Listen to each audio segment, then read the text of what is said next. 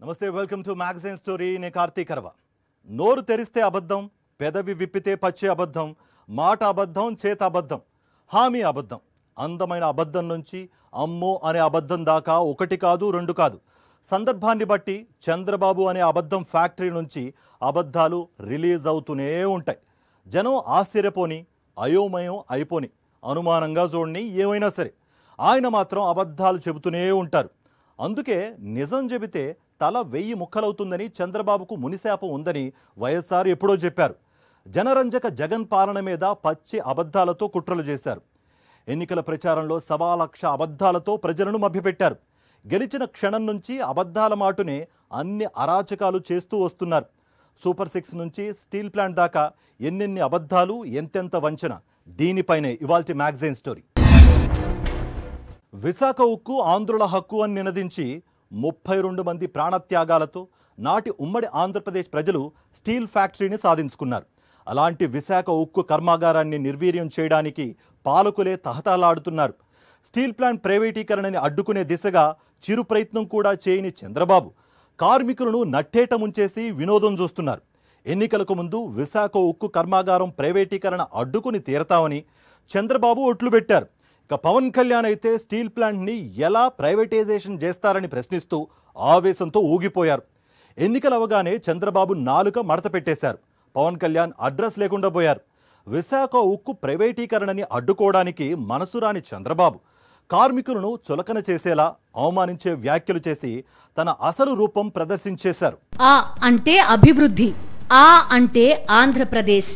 5 ఏళ్ల జగన్మోహన్ రెడ్డి పాలనలో AP image దేశవ్యాప్తంగా తన ఉనికిని ఇలానే చాటుకుంది. కానీ చంద్రబాబు అధికారంలోకి రాగానే మొత్తం సీన్ మారిపోయింది.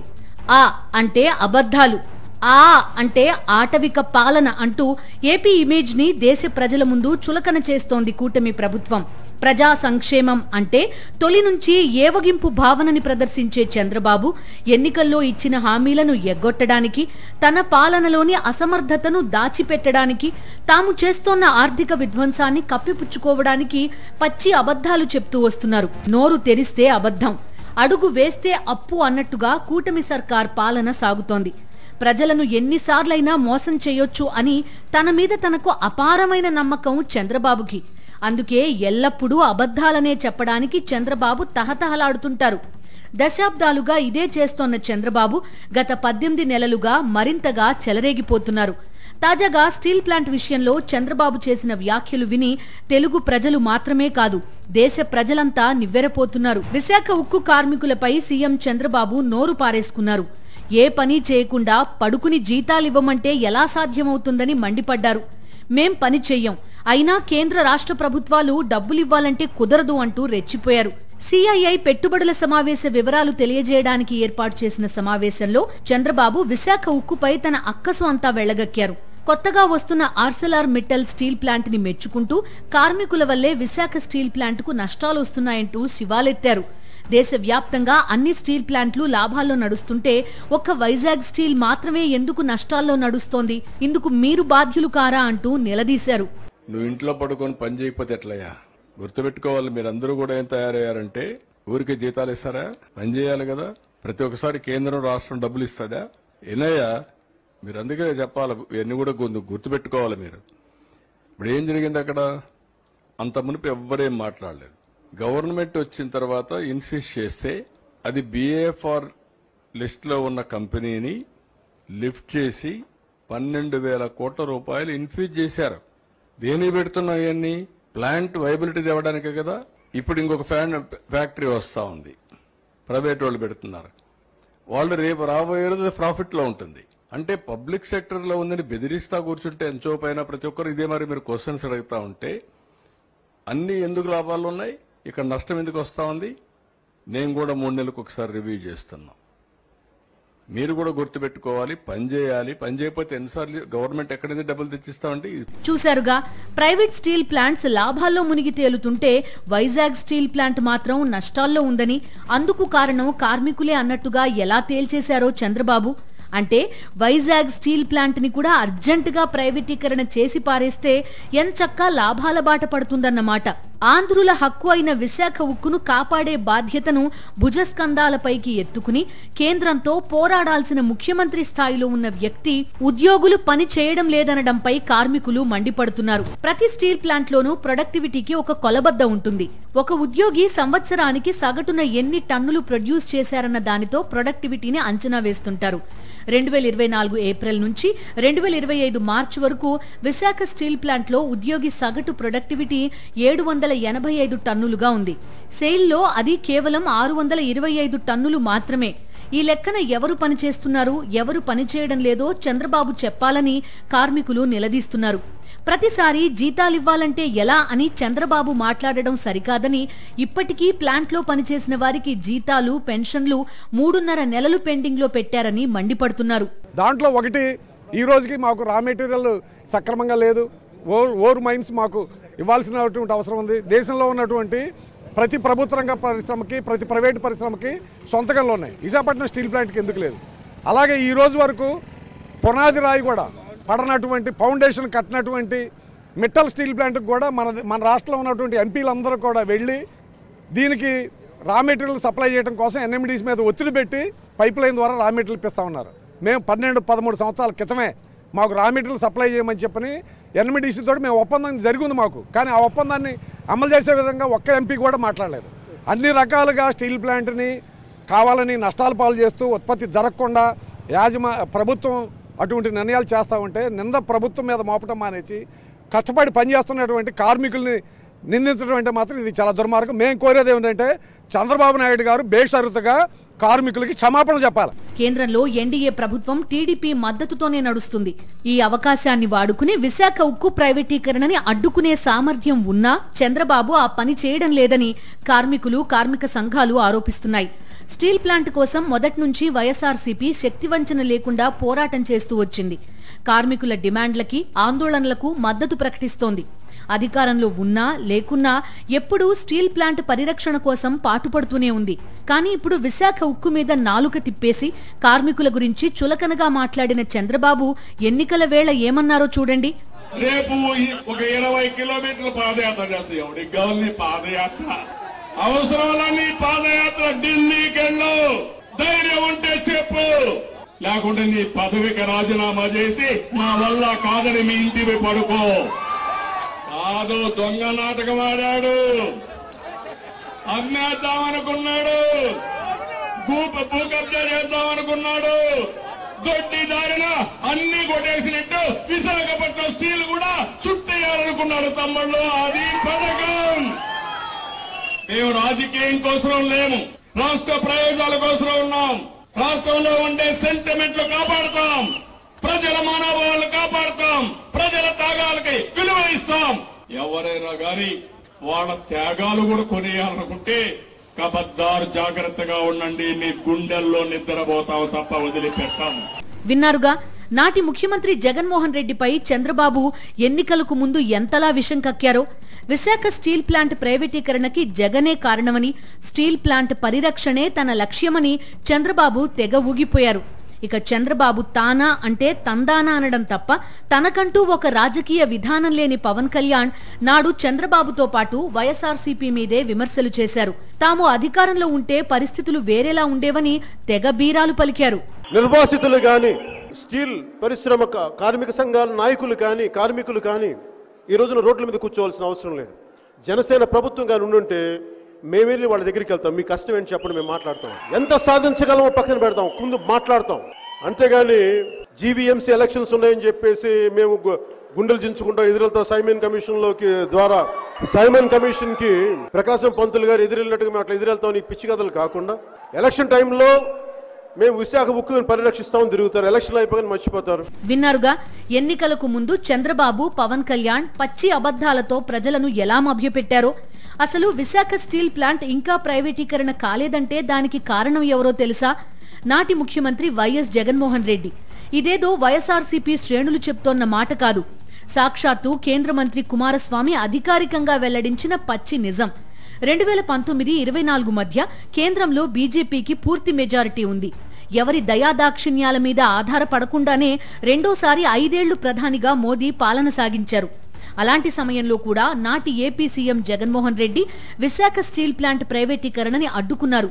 ఇప్పుడు టీడీపీ మద్దతుతో కేంద్రంలోని మోదీ ప్రభుత్వం నడుస్తున్నా విశాఖ స్టీల్ ప్రైవేటీకరణని అడ్డుకునే ఆసక్తిని కూడా చంద్రబాబు ప్రభుత్వం ప్రదర్శించడం లేదు.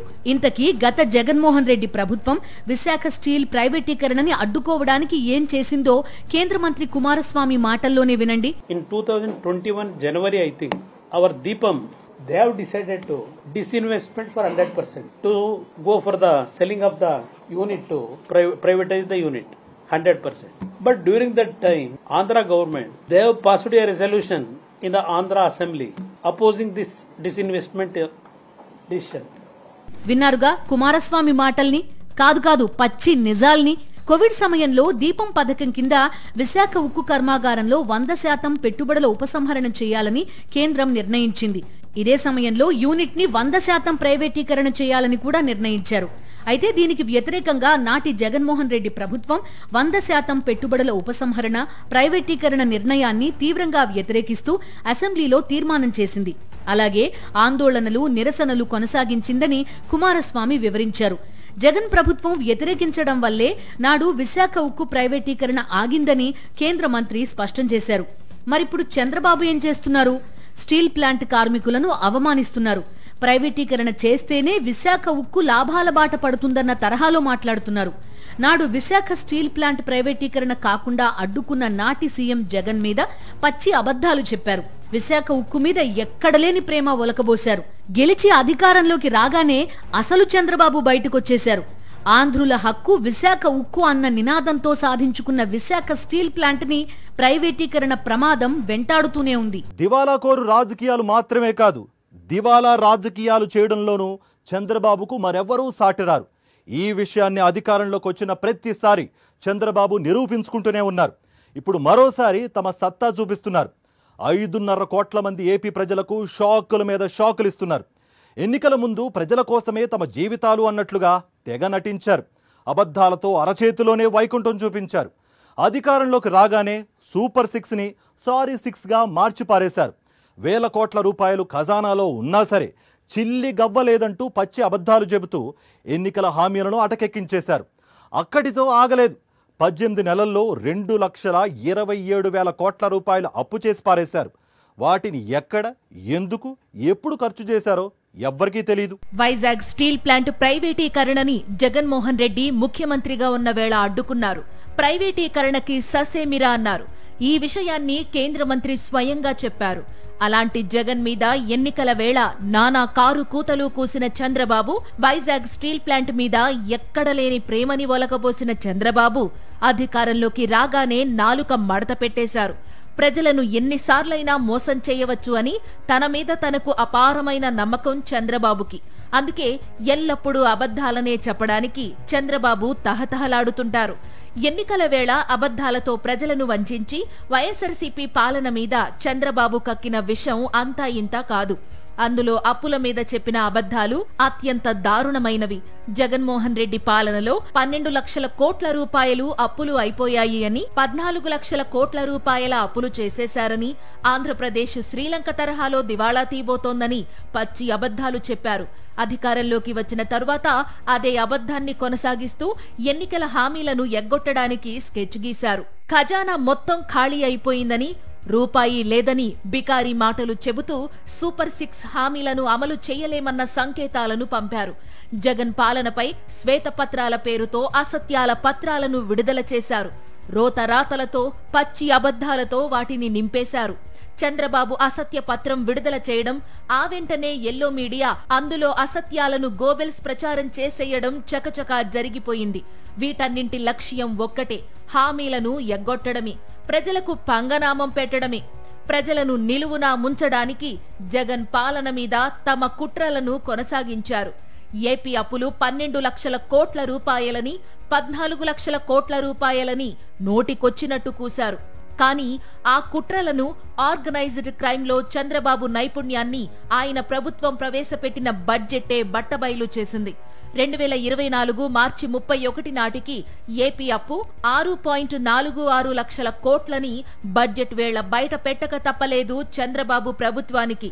ఇందులో గ్యారంటీల కింద తెచ్చిన అప్పు 1,54,797 కోట్లను తీసేస్తే నికరంగా ఉన్నది కేవలం 4,91,000 కోట్లు మాత్రమే. ఈ 4,91,000 కోట్ల రూపాయల అప్పులు 2014 నుంచి 2024 వరకు చేసినవి. అంటే ఇందులో 2014 నుంచి 2019 వరకు చంద్రబాబు ప్రభుత్వం చేసిన అప్పులు ఉన్నాయి. 2019 నుంచి 2024 వరకు జగన్ ప్రభుత్వం చేసిన పబ్లిక్ అప్పులు 2,34,225 కోట్ల రూపాయలు మాత్రమే. కానీ పచ్చముఠా మాత్రం అప్పుల పేరుతో జగన్ మీద ఎంతో విషం కక్కింది. పచ్చి అబద్ధాలతో ప్రజలను ఏమార్చే కుట్ర పన్నింది. అబద్ధమంటే మోసం చెయ్యడం, తప్పుని ఒప్పు అని నమ్మించడం. అబద్ధం మాటున కుట్రలు ఉంటాయి, కుతంత్రాలు ఉంటాయి. అందుకే చంద్రబాబు తన రాజకీయ జీవితం ప్రారంభం నుంచి ఒక పథకం ప్రకారం అబద్ధాల మీదనే అన్నీ నడుపుతూ వచ్చారు. చంద్రబాబు అబద్ధాలకు ఎల్లో మీడియా తోడవడంతో ఇక ప్రజలను రకరకాలుగా మోసం చేస్తూనే వస్తున్నారు.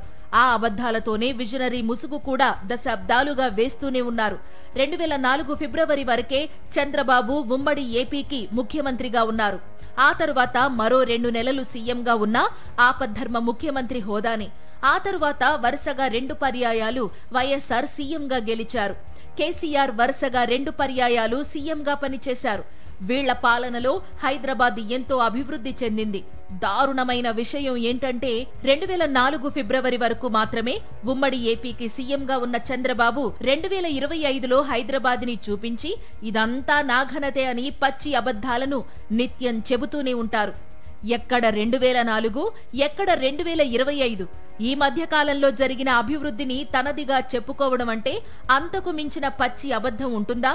చంద్రబాబు దశాబ్దాలుగా చెబుతోన్న మరో పచ్చి అబద్ధమేంటో మీరే వినండి. ఈ రోజు మీరు సెల్ ఫోన్లు చూస్తున్నారు. సంస్కరణల ఫలితమే ఆ సెల్ ఫోన్. దానికి క్రేజీ పెరిగిపోయిందంటే ఆ సెల్ ఫోన్ వచ్చింది కాబట్టి ఆ సెల్ ఫోన్ కూడా నేనే తీసుకొచ్చా. ఆ విషయం కూడా మీరు గుర్తుపెట్టుకోవాలి. అది విషయం. విన్నారుగా, ఇండియాకి సెల్ ఫోన్ తీసుకొచ్చింది చంద్రబాబేనట. భారతదేశంలో మొదటి మొబైల్ కాల్ చేసింది 1995 జూలై 31వ తేదీన. ఈ ఫస్ట్ మొబైల్ కాల్ కోల్కతా నుంచి న్యూఢిల్లీకి చేశారు. నాటి పశ్చిమ బెంగాల్ ముఖ్యమంత్రి జ్యోతి బసు కోల్కతాలోని రైటర్స్ బిల్డింగ్ నుంచి న్యూఢిల్లీలోని కేంద్ర టెలికాం మంత్రి సుఖ్రామ్ కి మొదటి మొబైల్ కాల్ చేశారు. 1995 జూలై 31 నాటికి చంద్రబాబు ఇంకా సీఎం కూడా కాలేదు. ఎన్టీఆర్ కి వెన్నుపోటు పొడవడానికి తన వర్గం ఎమ్మెల్యేలతో ల్యాండ్ లైన్ ఫోన్తో చంద్రబాబు మంతనాలు చేస్తున్న సమయంలోనే భారతదేశంలో మొదటి మొబైల్ కాల్ మాట్లాడేశారు. అలాంటప్పుడు చంద్రబాబు ఇండియాకి సెల్ ఫోన్ తీసుకురావడం ఏంటి? ఈ పచ్చి అబద్ధాన్ని దశాబ్దాలుగా ఆయన చెబుతూనే ఉండడమేంటి? ప్రజలకు ఏం తెలియదని, తాను తన ఎల్లో మీడియా ఏం చెబితే అంతే అన్న భావన చంద్రబాబుకి ఎంత బలంగా ఉందో చెప్పడానికి సెల్ ఫోన్ అబద్ధం ఒక ఉదాహరణ. సంపద సృష్టి అబద్ధం, ఆ అబద్ధం మాటున దాచిన చేదు నిజం అప్పుల సృష్టి. ఖజానా ఖాళీ పచ్చి అబద్ధం, ఆ అబద్ధం మాటున దాగిన నిప్పు లాంటి నిజం సూపర్ 6 హామీలను అటకెక్కించడం.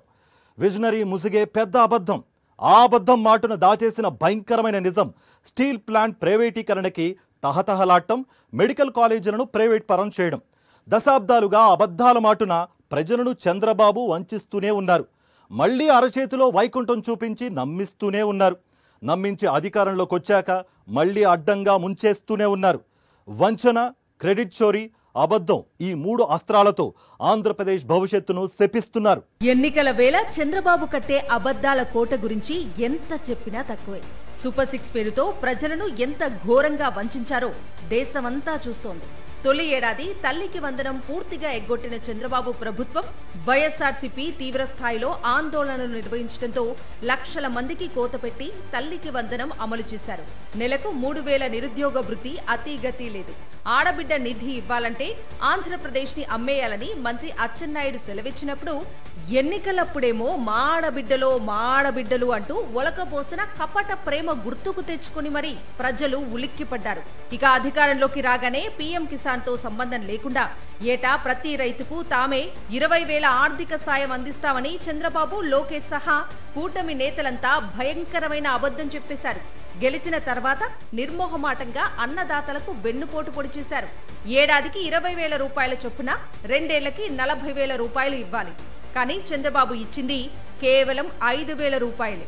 అంతేకాదు ఎన్నికల వేళ అన్నదాతలను గుండెల్లో పెట్టుకుని చూసుకుంటానని తెగ కబుర్లు చెప్పిన చంద్రబాబు మోంతా తుఫాను బారిన పడిన రైతులను నిలువునా ముంచేశారు. ఎన్నికల వేళ చంద్రబాబు చెప్పిన అబద్ధాల్లో మహిళలకు ఉచిత బస్సు ప్రయాణం ఒకటి. అధికారంలోకి వస్తే జూన్ నుంచే హామీలు అమలు చేస్తామని ఇంటింటా బాండ్లు పంచి 14 నెలల పాటు ఆ ఊసే ఎత్తలేదు. ఆ తర్వాత అన్ని బస్సుల్లో కాదు కొన్ని బస్సుల్లోనే ఉచితం అన్నారు. ఆ కొన్ని బస్సుల్లో కూడా 1,00,000 ఆంక్షలు పెట్టారు. రాష్ట్రం అంతా కాదు కొన్ని చోట్లకే అన్నారు. ఆర్టీసీలో 16 కేటగిరీ బస్సులు ఉంటే అందులో కేవలం 5 రకాల బస్సుల్లోనే ఉచిత ప్రయాణం అన్నారు. అందులోనూ 1,00,000 ఆంక్షలు పెట్టారు. బస్సుల సంఖ్యను పెంచలేదు. దీంతో సరిపడా ఉచిత బస్సులు లేక మహిళలు సీట్ల కోసం ఘర్షణ పడే పరిస్థితి నెలకొంది. ఇలా అరకొర బస్సులు ఏర్పాటు చేసి మహిళలు ఘర్షణలకు దిగే పరిస్థితి కల్పించి ఆడబిడ్డలను అవమానిస్తోంది చంద్రబాబు ప్రభుత్వం. ప్రతిపక్షంలో ఉన్న వేళ ప్రజలను అబద్ధాలతో మభ్యపెట్టడం, గెలిచిన వెంటనే నమ్మి గెలిపించిన ప్రజలకు వెన్నుపోటు పొడవటం చంద్రబాబు దశాబ్దాలుగా చేస్తూ వస్తోంది ఇదే. వైజాగ్ స్టీల్ ప్లాంట్ పరిరక్షణ కోసం ఎన్నికల వేళ తెగ చించుకున్న చంద్రబాబు ఇప్పుడు చేస్తోందేంటి? కేంద్రంలో మోదీ ప్రభుత్వానికి టీడీపీ మద్దతు కీలకం. అయినా సరే వైజాగ్ స్టీల్ ప్లాంట్ ప్రైవేటీకరణకి చెక్ పెట్టడానికి చంద్రబాబుకు మనసు రావటం లేదు. అలానే తన రాజకీయ జీవితం మొత్తం మీద ఒక్క ప్రభుత్వ మెడికల్ కాలేజ్ కూడా తీసుకురాని చంద్రబాబు జగన్మోహన్ రెడ్డి తీసుకొచ్చిన ప్రభుత్వ మెడికల్ కాలేజీల ప్రైవేటీకరణకి తహతహలాడుతున్నారు.